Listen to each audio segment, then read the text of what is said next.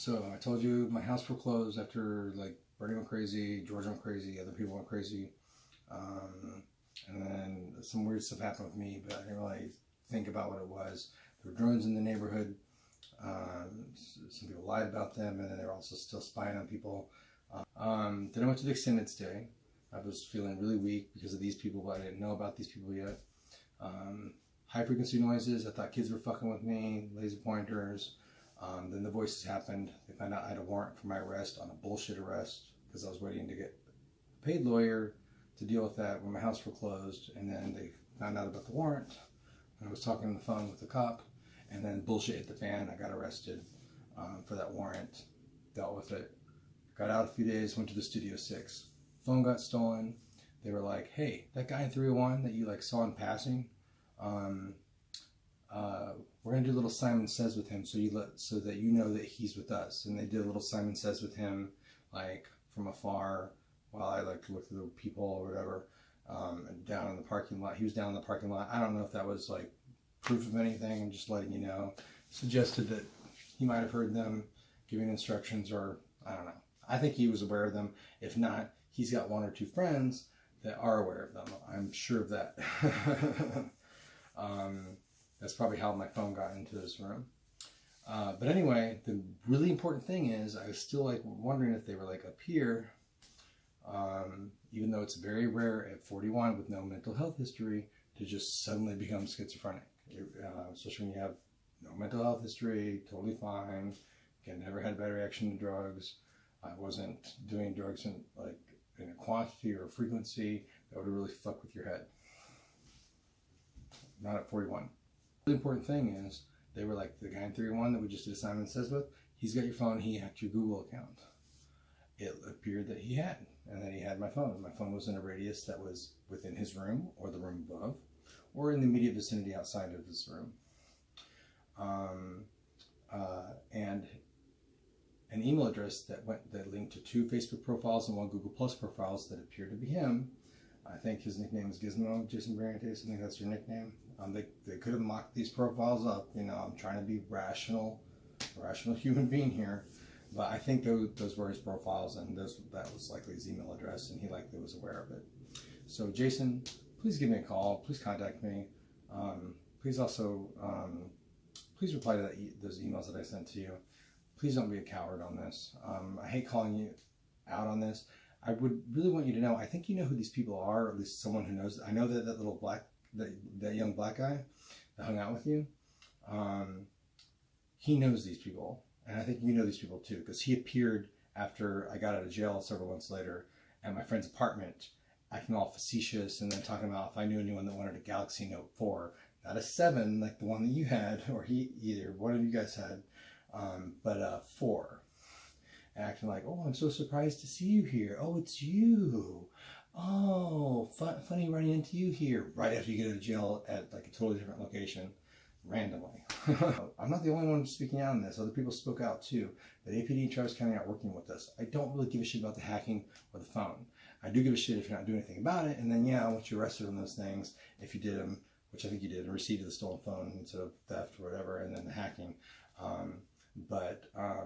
Those charges would probably be dropped even if you did those, you know.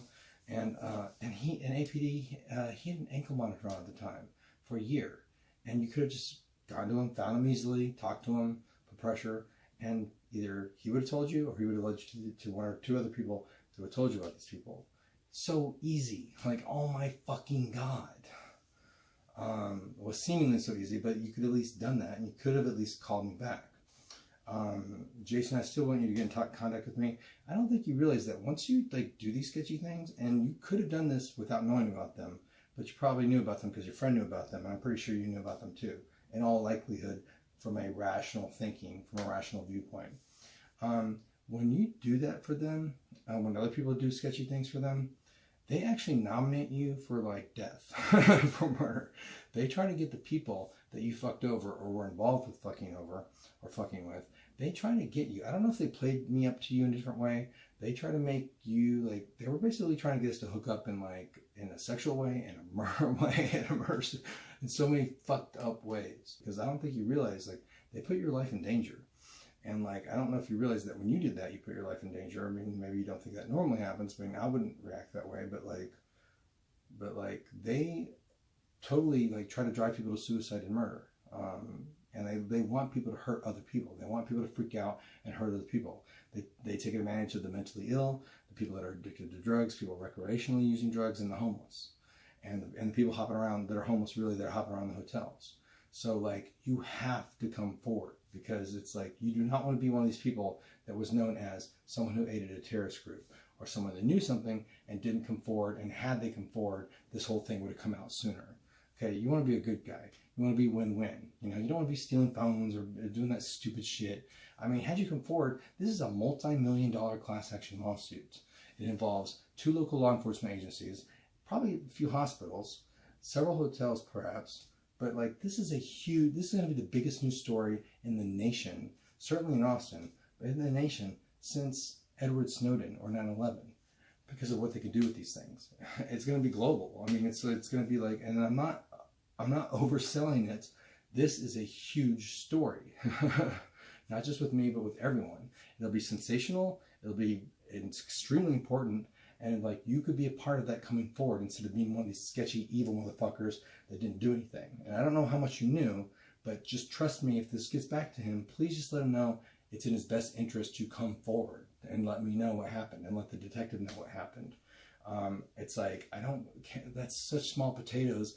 The more important thing is getting these people to stop torturing me and so many other people, and to provide answers for those that they have tortured and maybe perhaps have stopped. And hopefully those people are still alive, because I'm sure they have driven some people towards suicide, or hurting themselves and or hurting other people, or to a psychic break that is perhaps irreparable. But that's why it's so important. And it was so important that they told me about Jason, because that whether or not he was involved with it, I could not have guessed that his phone would have been like around his room, or that his email address, or a fake email address that looked like his email address was swapped in. So I can't foretell the future, or I can't glean this information out of thin air. I don't have ESP. I don't have magical powers.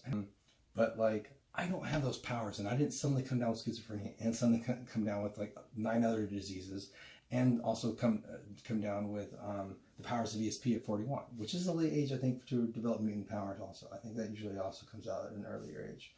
So that's why it's so important. That proved to me that the voices were real.